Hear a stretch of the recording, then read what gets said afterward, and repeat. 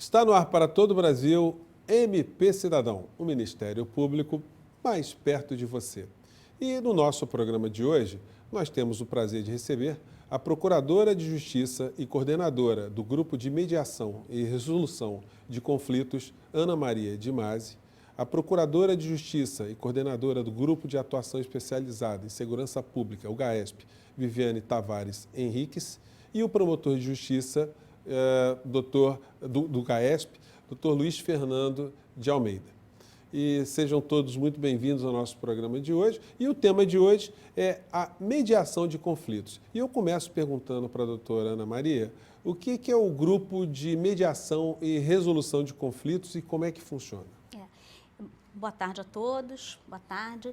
Em primeiro lugar, eu vou trazer uma novidade para você. O grupo, ele passou por uma reforma recente, né? Saiu uma nova resolução regulamentando a atividade da mediação e dos métodos autocompositivos e sistema restaurativo no Ministério Público, na sexta-feira, a resolução 2106, que cria o CEMEAR, que é justamente o Centro de Mediação, Métodos Autocompositivos e Sistema Restaurativo. O centro, ele atende a política pública de pacificação de conflitos, de um maior envolvimento das pessoas e da população de uma maneira geral na solução das questões nas quais elas se encontram envolvidos, né? Então, a gente, por meio de técnicas, facilita esse processo de diálogo, esse processo de produção de ideias para que se possa construir uma solução. Doutora Viviane, como é que funciona o GAESP? Bom, o GAESP é Grupo de Atuação Especializada em Segurança Pública, ligado ao Procurador-Geral de Justiça, e ele presta auxílio ao promotor de justiça natural em questões relacionadas à segurança pública, não só em atos ilícitos praticados pelos policiais, civis, militares, como também na parte de direito transindividual e de fiscalização do bom andamento da segurança pública no Estado. É uma área vasta também, porque pega, inclusive, a tutela no sentido de poder processar, por ato de improbidade administrativa, os agentes públicos ligados à segurança pública. Doutora Maria, a gente, quando aprendeu a conhecer o Ministério Público, desde antes da Constituição de 88, o Ministério Público era aquela instituição que sempre era identificada como um órgão que estava em atuação mediante uma provocação e sempre ligado mais à área criminal. Eu queria que a senhora falasse um pouco mais de como o Ministério Público ele pode não estar somente nessa posição, estar ali numa função de mediação. O Ministério Público, para mim, né, eu sou suspeita para falar isso, mas é uma instituição fantástica, porque você é pago pelo Estado para trabalhar na solução de questões de aplicação de políticas públicas relativas à melhora da vida da sociedade como um todo e também com os enfoques individuais de acordo com as áreas de pertinência, né? Numa vara criminal, o promotor, ele não só, quando ele oferece uma denúncia, ele não só visa a atuar em termos de segurança do Estado, mas ele também visa a atuação que atenda, de alguma maneira, a recomposição daquela vítima no que ela foi lesada. Hoje em dia, tem muitos trabalhos já sendo feitos e muitos colegas já atuando no ressarcimento da vítima, né, como uma das questões a serem trabalhadas numa sentença eventualmente condenatória, né? Essa é uma seara. Só que a gente começou a ver, como Ministério Público, que não basta você trabalhar nessa frente que é puramente processual. A sociedade como um todo, ela tem seus fatores de interação e deflagradores de conflito. Isso tudo redunda no quê? Redunda numa sociedade mais ou menos pacificada, com as suas questões mais ou menos resolvidas. Só que a solução que se esperava antes da Constituição de 88, né, nós temos uma democracia recente, 30 anos de democracia, era uma solução que era otorgada de cima para baixo. Ou seja, eu tenho um problema, eu vou ao judiciário, peço uma providência, o juiz de cima para baixo me dá uma sentença que aquilo ali, em tese, deveria resolver o problema. E aquele velho brocado, aquela velha expressão, né? Decisão judicial não se discute. Cumpre e ponto. Se cumpre... Então, teoricamente, estaria pacificado. Teoricamente. Só que aí a gente vai ver que, muitas vezes, esse brocardo não era efetivo. Né? A decisão judicial, por não atender às raízes do conflito, ou não identificar esse conflito dentro do processo, que tem as suas normas de regular desenvolvimento e muitas vezes não permite uma maior investigação sobre quais foram os agentes deflagradores, não era eficaz. Por quê? Porque ela não atingia a raiz desse problema. Veio de 2005 para cá uma política pública de resolução pacífica de conflitos, né, capitaneada pelo Ministério da Justiça, em parceria com órgãos como o PNUD, que fizeram também as parcerias por meio de convênios e cartas de acordo com os ministérios públicos, os tribunais de justiça e as defensorias públicas dos estados, para que fosse dada uma resposta adequada ao conflito. Né? Ou seja, aquele conflito, ele merece um olhar diferenciado que seja capaz de diagnosticar quais são os seus verdadeiros agentes deflagradores e, por isso, agir nas causas desses agentes. Pois é, doutora Viviane, e como é que fica a cabeça dos promotores de justiça, ainda que estão nessa fase de transição? A senhora acredita que a instituição, de uma maneira geral, ela consegue se adaptar a essa nova postura de estar numa situação de evitar que o conflito seja judicializado? Eu acho que sim, porque eu acho, no sentido de que não temos mais volta. O primeiro passo já foi dado no sentido de uma dinâmica de mediação, de solução mais pacífica do conflito, e aí entendo que o Ministério Público, como está numa fase de modernização, impedida pelo Procurador-Geral de Justiça, não vai ficar alheio a esta demanda de toda uma sociedade no sentido da boa solução dos conflitos. Uhum. Então, Luiz, você acha que isso pode funcionar de uma forma educativa para as pessoas que estão às voltas com algum tipo de conflito? Elas podem entender que é muito melhor não judicializar? Sem dúvida, né? Eu acho que quando a gente tem um conflito para ser solucionado, talvez a melhor forma de solucioná-lo seja justamente através da mediação, para evitar justamente maiores delongas, né, através da propositura de uma ação. Né? Eu acho que é um trabalho aí, que vem sendo feito, acho que o Ministério Público ainda está amadurecendo, mas sem dúvida já estamos conseguindo resultados aí muito, muito bons, né, muito práticos e que às vezes evitam, né, soluções mais difíceis. Doutora Ana, a senhora, fazendo exercício de futurologia, que cenário a gente poderia ter mais à frente se funcionar de maneira mais ampla o Instituto da Mediação? Nós tivemos alguns exemplos recentemente, né, para ilustrar, quando teve o movimento do Ocupa das escolas, o Ministério Público, em parceria com a Defensoria Pública, com o Tribunal de Justiça, fizemos um movimento de interagir com as demandas desses alunos, com os problemas do Estado em razão da crise atual no qual a gente se encontra, que é uma realidade, e buscar, junto com esses atores, uma solução não do que é ideal, mas do que é possível. Né? Porque a solução de um conflito, muitas vezes, ela não vai passar pelo que é ideal, ela passa pelo que é possível você construir. E tivemos resultados muito positivos. Né? As escolas nas quais nós atuamos foram desocupadas, as demandas legítimas foram atendidas e o correr das aulas retomou seu curso normal. Outro exemplo que nós temos foi o movimento recente de Ocupa da porta dos batalhões, feito pelas mulheres e pelos familiares dos policiais, em razão da situação na qual esses policiais se encontram exercendo a sua função, da demanda deles também como membros de uma sociedade. Né? Doutora Ana, olha só, a gente vai fazer um pequeno intervalo, mas eu quero voltar a esse assunto, que esse assunto aí teve repercussão nacional, e a gente volta já já com o nosso MP Cidadão. Não saia daí.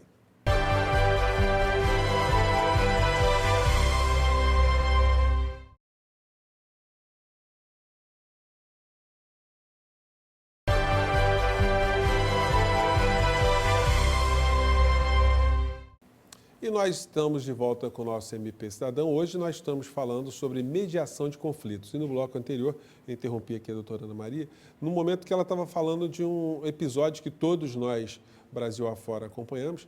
Começou em Vitória, né, uma nova modalidade de manifestação, que eram as mulheres dos policiais que ficaram na frente de batalhões, para evitar que eles fossem às ruas. E aqui no Rio de Janeiro também aconteceu algo semelhante. Como é que foi isso, doutora Ana Maria? o policial do Rio de Janeiro, eu falo bem do Rio de Janeiro porque nós temos uma cidade que tem várias peculiaridades com relação à segurança, né? Isso a doutora Viviane, doutor Luiz Fernando vão poder explicitar melhor. Mas ele está submetido a condições muito adversas, né? Condições como relação a armamento, a jornada, a entrada num território que às vezes está totalmente hostil, né? E o dia a dia dele também. Então, a gente está acostumado a ver o policial nos jornais, normalmente como um algoz. Numa ação policial morreram não sei quantas pessoas, tantos civis, mas a gente se esquece que existe também não só os direitos humanos das vítimas, mas existe também os direitos humanos do operador da lei, né? Que no caso concreto, da atividade policial concretamente considerada, que é o policial militar. E isso originou um TAC, que os meus colegas vão poder falar com muito mais propriedade, mas que aborda várias questões relativas a esse ponto que nós colocamos e que são de demanda das mulheres e dos familiares policiais. Quer dizer, nesse primeiro momento, ou nessa situação específica, não se pensou em judicializar e nem de uma ação concreta no campo do coercitivo, vamos dizer assim. Se pensou numa solução mediada. Esse foi um movimento muito bonito, porque alguns colegas inicialmente, né, porque aconteceu não só aqui no centro do Rio, mas também em batalhões para o interior. Então, alguns colegas, num primeiro momento, eles viram uma judicialização. Né? Não, a segurança pública é um bem indisponível, nós vamos judicializar para desocupar a força do batalhão. Mas o Ministério Público, através de uma direção do nosso procurador-geral, vislumbrou um outro tipo de solução. E isso foi muito bonito porque houve uma atuação coletiva, integrada, de diversos órgãos do Ministério Público, né? O GAESP, o Grupo de Mediação, que agora se chama Centro, a CSI, em atuação com os colegas do interior, nós fomos atuando nas técnicas de autocomposição, colhendo as demandas, quais eram as reais necessidades e demanda dessas mulheres, e a gente viu uma coisa muito interessante, né Luiz Fernando, Viviane, que várias dessas demandas já estão englobadas no termo de ajustamento de conduta que a doutora Gláucia Santana fez e que foi firmado pelo governador e pelo comandante, né? Acho que vocês podiam... Eu queria retomar um pouco, mas eu queria, doutor Luiz, primeiro a gente explicar o que é o TAC, né? Porque a gente usa, às vezes, um vocabulário, um juridiquês que o cidadão comum, às vezes, tem dificuldade. Então, vamos falar para ele, primeiro, o que é um TAC? Olha, o TAC significa Termo de Ajustamento de Conduta, né? E ele é celebrado no bojo de um inquérito civil, tá? Então, o Ministério Público, ele se vale do inquérito civil para apurar a violação de um direito transindividual, tá? E uma vez convencidos de que há indícios de que a violação realmente ocorreu, ele tem algumas soluções possíveis, né? O ajuizamento de uma ação civil pública, a expedição de recomendações ou, por exemplo, né, a realização de um termo de ajustamento de conduta, em que uma parte ela se compromete a cumprir determinadas obrigações. Aí nós estamos falando de algo que não está ainda na esfera do judiciário. Perfeito, né? É uma atuação que ocorre ainda na esfera extrajudicial, né? Então, até aqui não houve qualquer participação do Poder Judiciário. A questão está sendo tratada administrativamente no âmbito do Ministério Público, tá? E esse termo de ajustamento de conduta, ele né, decorreu de um trabalho primoroso da nossa colega Gláucia Santana, né?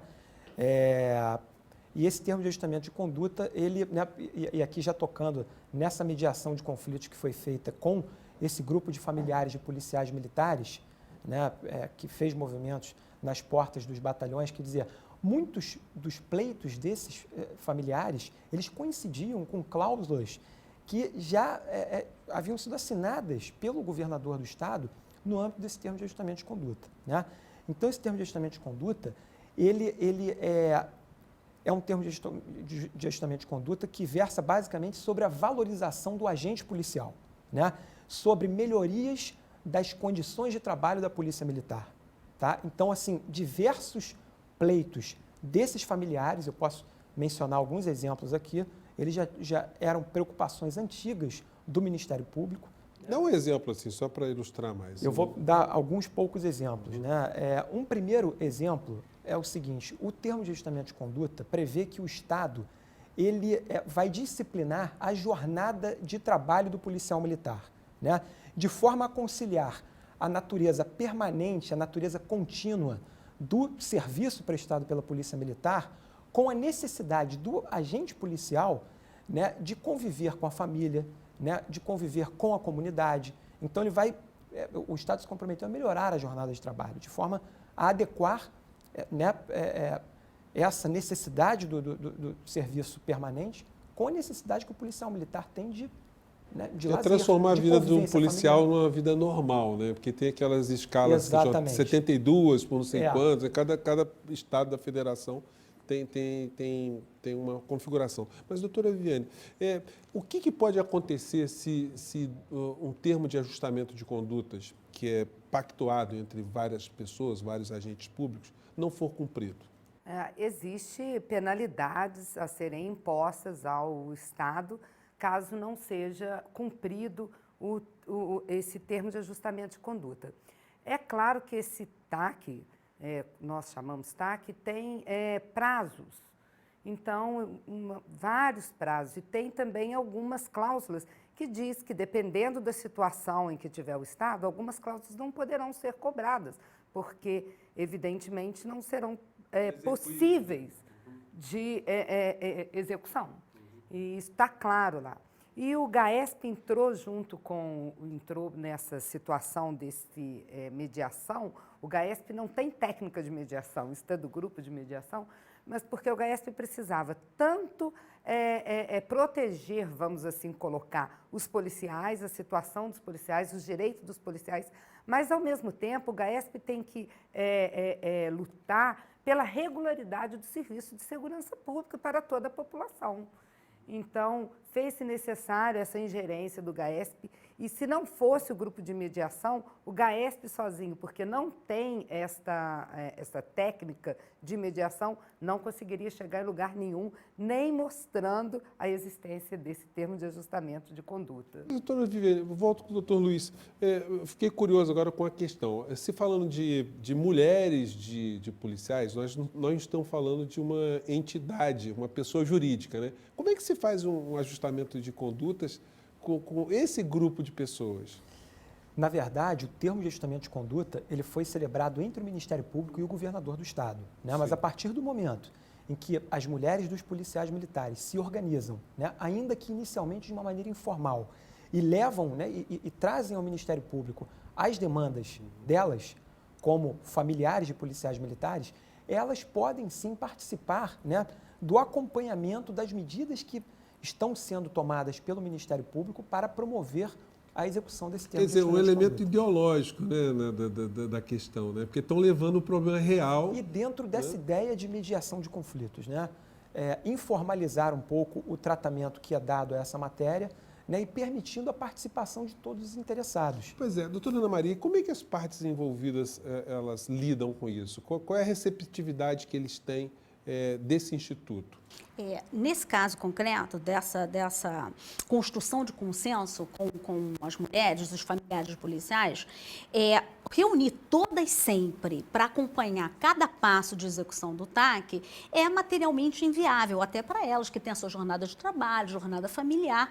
Então, o que nós fizemos, e foi muito bem pontuado, né, por todos nós nas reuniões, a necessidade delas constituírem uma comissão delas, né, que já está constituída, que eu recebi ontem um nome com os contatos e tudo, e eu vou encaminhar para a doutora Viviane e para o doutor Luiz Fernando, para elas acompanharem a execução dessas cláusulas do TAC, e elas também estão formando uma outra comissão para a gente começar a analisar, junto com profissionais especialistas da segurança pública, como é a doutora Jaqueline Muniz, que já participou de uma reunião conosco, o Major Mazurana, que também é de dentro, né, da corporação, da gente analisar o regulamento e ver de que maneira é possível modernizar esse regulamento para que ele esteja compatível com o Estado Democrático de Direito, que o Brasil é desde a Constituição de 1988, né? Gente, olha só, o tema está muito bacana. A gente vai fazer agora o nosso último intervalo. Não saia daí.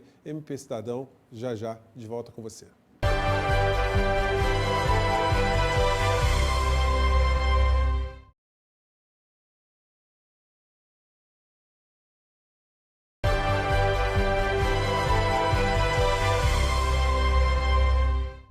E nós estamos de volta com o nosso último bloco do MP Cidadão e hoje nós estamos falando de mediação. Eu queria voltar um pouco aqui na questão anterior, que eu interrompi a doutora Ana Maria.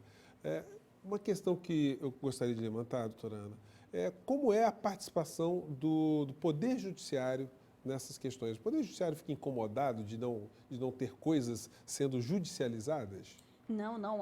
O Poder Judiciário também atenta a uma política pública e que está sendo muito bem tratada e direcionada pelo CNJ e por isso permeando o judiciário de todos os estados. Ele tem como uma das suas bandeiras fundamentais a resolução pacífica dos conflitos, ou seja, sem que necessariamente demande-se a judicialização, o que não quer dizer que não haja participação do judiciário.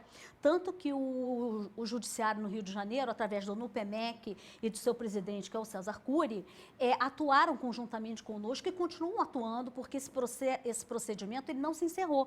Né? Nós agimos no primeiro momento, que foi uma gestão de crise, ou seja, da gente agir coletivamente em termos de Ministério Público, com as devidas áreas integradas, para que viabilizasse a segurança pública em 100%, o que foi explicado para as mulheres e parentes dos policiais desse movimento pela doutora Viviane, pela doutora Elisa Fraga, do CSI, que havia uma necessidade de 100% do policiamento em razão das peculiaridades do Estado do Rio de Janeiro, mas que isso também não implicava que a gente não fosse trabalhar e acolher as demandas no que fosse legítimo, né?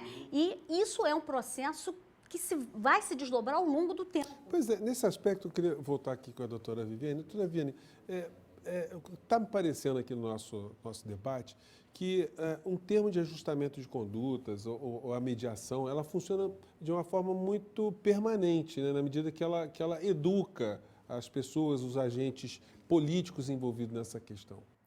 Sim, é claro, precisa ter, evidentemente, uma boa vontade e um empenho de todas as pessoas envolvidas nesta situação de uma solução melhor para qualquer tipo de conflito.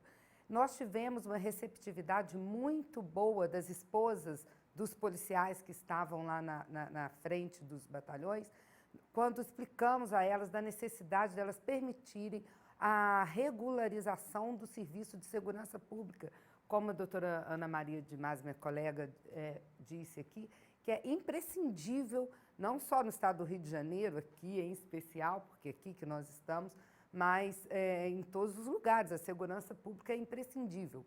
E as esposas ficaram muito sensibilizadas com esta colocação, desta necessidade, e atenderam a nossos pleitos, inclusive.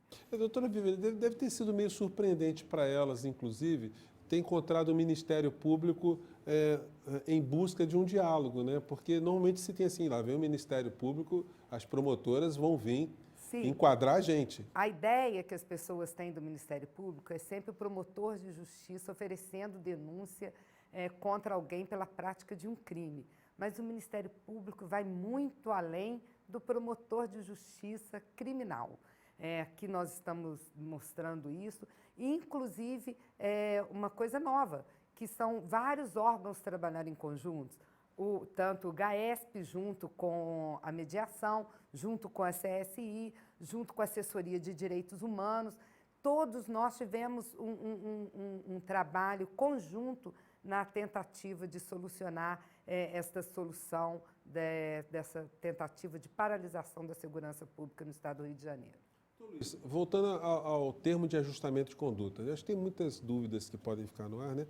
Mas me ocorreu uma situação aqui. Quando um governador de estado assina um termo de ajustamento de condutas com o Ministério Público ou outras entidades envolvidas ali, a responsabilidade pelo descumprimento eventual de uma desses ajustes recai sobre que pessoa? Pessoa jurídica, pessoa física do governador? Qual é a responsabilidade das pessoas nesses termos? Cai sobre a pessoa jurídica, né? O TAC, nesse ponto, ele prevê que a multa decorrente do descumprimento das cláusulas nele previstas vai incidir sobre o patrimônio da pessoa jurídica, do Estado do Rio de Janeiro, tá? E falando até um pouquinho mais sobre o TAC, aproveitando a pergunta, né? Esse TAC, ele foi decorrente, já que a gente está fazendo um elo aqui com esse movimento das mulheres dos policiais militares, Esse TAC, ele foi decorrente, né, na verdade, a instauração do inquérito civil que deu origem a esse TAC, foi decorrente de diversas reclamações feitas por policiais militares junto à ouvidoria do Ministério Público, né? Esses policiais militares começaram a levar ao conhecimento do Ministério Público irregularidades decorrentes da jornada de trabalho, das condições de trabalho, e isso originou justamente esse inquérito civil, né, que deu ensejo à elaboração desse TAC. E esse TAC, ele prevê, além de medidas, né, que são de interesse da Polícia Militar, e, na verdade, essas medidas, né, aqui é importante a gente fazer essa observação, elas não são de interesse classista, são de interesse público, né? Quando o Ministério Público prevê no TAC que o Estado deverá, até determinado prazo, fornecer coletes à prova de bala para todos os policiais militares, né, na ativa, ele, na verdade, ele não está com os olhos direcionados ao interesse classista. Ele está com os olhos direcionados ao interesse público, né? Quanto mais melhorias nós obtivermos na prestação do serviço realizado pelos policiais militares, né, nós certamente estaremos prestigiando o interesse público, né? Quando o senhor fala das multas, das sanções administrativas e civis, isso não tem nenhum conflito em eventuais ações penais contra pessoas que possam ter transgredido ao que foi estabelecido nos TACs? Essa multa, na verdade, ela é estabelecida para o caso de descumprimento das obrigações, né, assumidas pelo governador do Estado no bojo desse termo de ajustamento de conduta, tá? Existe, agora voltando à sua pergunta anterior, existe também a possibilidade de fazer incidir essa multa, né, aos agentes públicos, né, aos gestores. Mas, a pessoa isso, do gestor. Né, é comum que o Ministério Público formule pedidos, né, principalmente no caso de descumprimento reiterado das obrigações firmadas ou num termo de ajustamento de conduta, ou mesmo estabelecidas através de uma decisão judicial.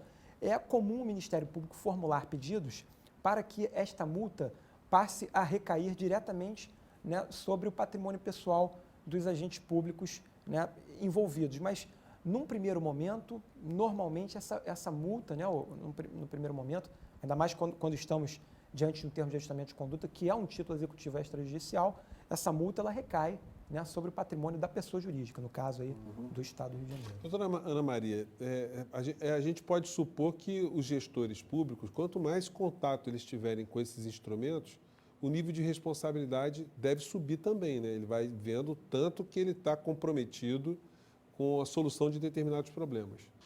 Eu costumo dizer que a sociedade brasileira, desde aquelas manifestações de 2014, ela começa a entrar numa nova fase de democracia. Não mais a democracia representativa, mas a democracia participativa. E essa ideia tem que permear a mente, a atuação de todos os gestores públicos, né? A execução de qualquer política pública, porque o que o gestor público faz? Ele executa as políticas públicas. E isso interessa as pessoas às quais eles são dirigidas e a sociedade. Então, tem de haver uma interação, tem de ser permeado pela participação popular, para que essas medidas e essa política ela seja efetiva. Né? Porque se eu, por exemplo, eu sozinha estou olhando um problema, de repente estou vendo um determinado aspecto daquele problema. Mas se eu ouço você, se eu ouço a minha colega do GAESP, né, meus colegas do GAESP, se eu ouço a minha colega, a Eliane Lima, que também participou da Assessoria de Direitos Humanos, a Elisa da CSI, ouvimos as mulheres, ouvimos os especialistas em segurança pública, a nossa visão se amplia e as possibilidades de atendimento das reais necessidades também se ampliam. Olha, o nosso programa está muito bacana, mas o MP Cidadão de hoje fica por aqui. Eu gostaria de agradecer a presença da Procuradora de Justiça e coordenadora do CEMEAR, doutora Ana Maria de Masi, da Procuradora de Justiça e coordenadora do Grupo de Atuação Especializada em Segurança Pública, o GAESP, doutora Viviane Tavares Henriques, e do promotor de Justiça e subcoordenador do GAESP, Luiz Fernando de Almeida. Você pode acompanhar o nosso MP Cidadão pelas nossas redes sociais e também pode participar mandando suas críticas e sugestões para o nosso e-mail que está aí na base do monitor que você está a nos assistir. A gente fica por aqui esperando você no nosso próximo MP Cidadão. Um grande abraço e até lá.